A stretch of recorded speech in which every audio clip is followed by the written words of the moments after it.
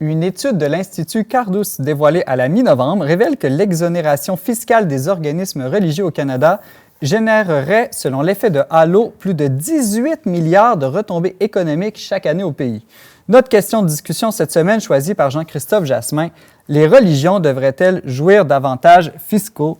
Jean-Christophe, qu'est-ce que tu en penses? Bien, certainement. En fait, il faut voir c'est quoi qu'on définit comme avantages fiscaux aussi, parce que souvent, on va dans le langage commun, on va dire que l'État subventionne les groupes religieux, les lieux de culte. C'est plutôt qu'il les taxe pas ou les impose pas comme les autres. C'est vraiment comme la neutralité religieuse de l'État appliquée au niveau fiscal. On ne donne pas d'argent, mais on ne prend pas ton argent pour la verser dans d'autres programmes de l'État.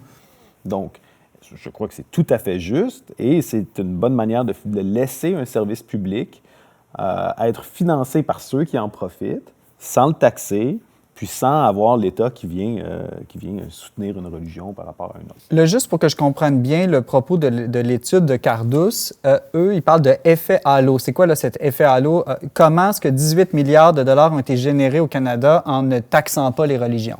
Bon, dans le fond, l'effet de halo, c'est principalement de voir c'est quoi l'effet qu'une communauté religieuse peut avoir sur son environnement. L'étude a utilisé une méthodologie développée à l'Université de Pennsylvanie.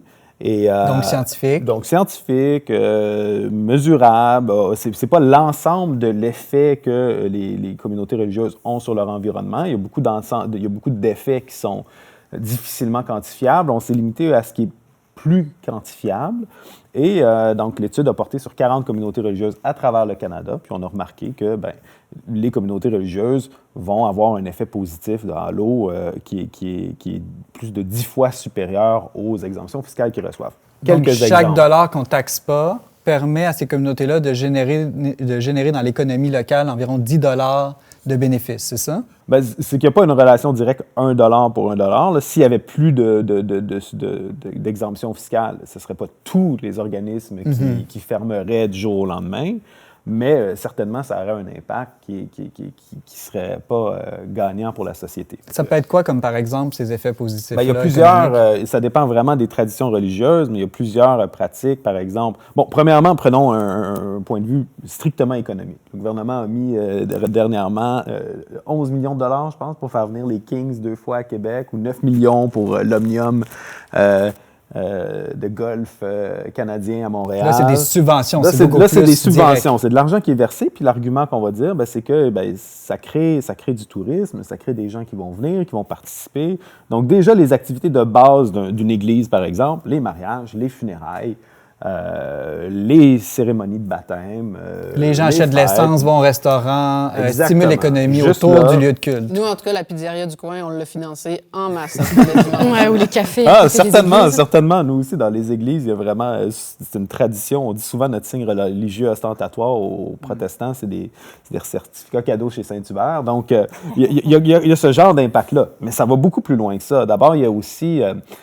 des locaux qui sont souvent mis à disposition du public gratuitement ou en bas des prix du marché pour alcooliques anonymes, des choses comme ça.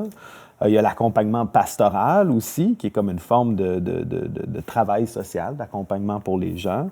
Il y a le côté charité aussi, aide aux plus démunis, aux malades, aux familles, aux immigrants. Beaucoup de communautés religieuses offre des services à des gens qui tombent un peu dans les cracks des services de l'État. Exactement. Ça, là-dessus, par contre, l'étude va être quand même prudente, puis va essayer de mesurer seulement ce qui est vraiment quantifiable. Donc, pour moi, l'effet de halo, c'est simplement la pointe de l'iceberg par rapport à l'ensemble des effets positifs qu'une communauté religieuse peut avoir dans un environnement. Mais il y a l'entretien du patrimoine aussi, en plus, là. C'est des très beaux bâtiments qui ont un rôle dans les villages, notamment aussi, qui ont été construits par eux. Oui, pour les religions, disons, établies depuis plus longtemps. Oui. Comme les catholiques, on va s'entendre, vous avez des plus beaux bâtiments que nous autres. Il n'y a pas grand monde qui font un pèlerinage. Oui, c'est ça. Mais non, certainement, si on regarde, mettons, à Montréal, on dit que 14 % du tourisme à Montréal, des touristes vont déclarer que l'attraction principale qu'ils vont visiter, c'est un édifice religieux. Donc, si on fait juste prendre 14 % des retombées touristiques qui ont lieu à Montréal, qui ont rapport avec le religieux, bien, on couvre amplement les 180 millions d'exemptions fiscales qui sont accordées chaque année au Québec. Ben, moi, il y a un point qui me frappe, là, c'est ça. Bon, il y a des choses qui sont mesurables, comme le tourisme ou des choses comme ça dont on a parlé, là, mais c'est frappant, c'est ça. Tocqueville a ce raisonnement-là de la démocratie en Amérique, là, que c'est particulièrement des temps démocratiques, bizarrement, qu'on a besoin de religion. Puis là, il y en a qui pensent qu'il fait du prosélytisme ou des choses comme ça, mais c'est vraiment un point de vue complètement sans se prononcer sur la croyance de Tocqueville. Là. Un athée pourrait dire ça. Là. C'est vraiment, nous allons utiliser la religion pour, bon, les avantages qu'on a nommés, mais aussi pour relever les mœurs. Là. Et lui, il parle que c'est parce qu'en démocratie, on devient matérialiste, individualiste, on se sépare les uns des autres, on a moins besoin de la hiérarchie. Jamais remarqué ça dans notre société, Laurence. C'est vraiment un lien de société qui se brise.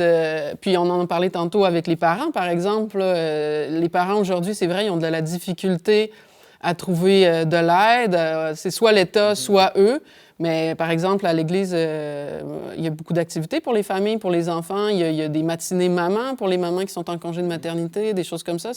C'est vraiment, à ce moment-là, c'est pour ça que Tocqueville voyait dans la religion quelque chose de salutaire en temps démocratique. Là. C'est vraiment pour lier les gens ensemble. Il y a l'importance des corps intermédiaires pour préserver la démocratie aussi, parce que les communismes, je pense à Staline, isolaient les individus de l'État. Tout dépendait de l'État. Et n'ayant plus de famille ou de paroisse, ou de coop, appelez-les comme vous voulez, les corps intermédiaires, l'État devenait tout puissant, puis finalement, les libertés démocratiques s'évanouissent. Puis je pense que c'est ça qui est particulièrement compliqué au Québec et qu'il faut rappeler. Je pense que la Révolution tranquille, c'est l'histoire à quelque part d'une prise en charge des ministères de l'Église catholique par l'État. Puis on dirait dans l'imaginaire collectif, ces corps intermédiaires n'existent plus. En tout cas, c'est pas très fort dans les sociétés post-catholiques comme le Québec, contrairement à ce qu'on voit aux États-Unis. Et donc, juste d'expliquer qu'un service religieux, c'est un service public qui est offert par une autre entité que l'État, dans la tête, la plupart des gens, c'est comme, non, si c'est pas un service public, si c'est pas l'État qui offre un service public, bien, certainement c'est une entreprise privée puis elle devrait être taxée. Mais une église, c'est comme un hôpital, c'est comme une autoroute, c'est comme les organismes culturels aussi. Comme les organismes culturels. Donc, pourquoi est-ce que on a oublié au Québec que, justement, ces corps intermédiaires-là, qui sont nécessaires à la vie démocratique, on n'a plus de cases où les mettre. Je trouve intéressant aussi l'argument de séparation des religions et de l'État, rendre à César ce qui revient à César et à Dieu ce qui vient à Dieu, parce que dès qu'il y a un lien économique, il y a une forme de dépendance qui s'établit. Donc, de même que si les religions reçoivent beaucoup d'argent de l'État, elles risquent de se pervertir pour plaire à l'État. De même si, du jour au lendemain, les villes se mettent à recevoir plein d'argent des lieux de culte, peut-être que les élus vont se mettre à vouloir tendre l'oreille beaucoup plus aux religions qu'à l'heure actuelle. Donc, c'est une manière de préserver aussi l'influence de l'État sur la religion que de ne pas recevoir des revenus des religions. Et ça, on en parle très rarement dans l'espace public. Exactement. Puis il y a comme un consensus en Occident de séparation de l'Église et de l'État. Ça a pris du temps à arriver, mais on oublie que ça va, comme tu dis, dans les deux sens. Souvent, les groupes religieux restent neutres au niveau politique. On ne s'immisce pas dans la politique partisane, mais comme le dit si bien l'adage américain, pas de taxation sans représentation, bien, à partir du moment où les groupes religieux deviennent des contribuables, bien, ça devient plus vraiment éthique d'empêcher ces groupes-là d'avoir des positions partisanes ou politiques. Je ne pense pas que ça serait un plus pour notre vie démocratique. On le voit dans certains États où, quand le religieux s'intègre vraiment aux politiques, ça a tendance à déraper aussi. Une chose qui choque, par contre, certaines personnes au Canada, c'est qu'on voit que des mouvements sectaires se déclarent religion et jouissent d'avantages fiscaux. Et là, ça nous met mal à l'aise, ou parfois même des gens qui inventent une religion farfelue simplement pour ne pas payer d'impôts dans leur propre maison. C'est comme si au Canada, on n'est pas capable d'avoir une définition claire de ce qu'est une religion, et puis tout devient religion et ça devient farfelu. Ouais, c'est qu'il y a un enjeu quand même difficile là-dessus. C'est vrai que la loi canadienne, je pense, permet que la religion, c'est la croyance sincère même d'un individu. Tu n'as même pas besoin d'appartenir officiellement à un groupe. Pour t'incorporer comme organisme religieux, je pense que ça prend 3 personnes.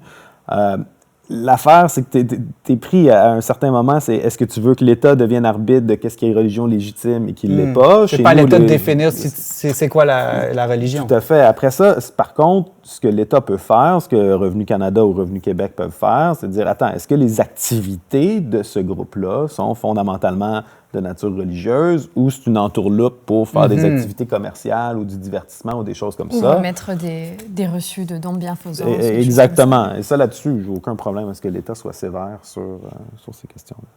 Merci. Alors, la discussion est lancée, peut se poursuivre sur la page YouTube du Verbe Média. Vous pouvez aussi nous écrire à verbomoteur@commercial-verbe.com.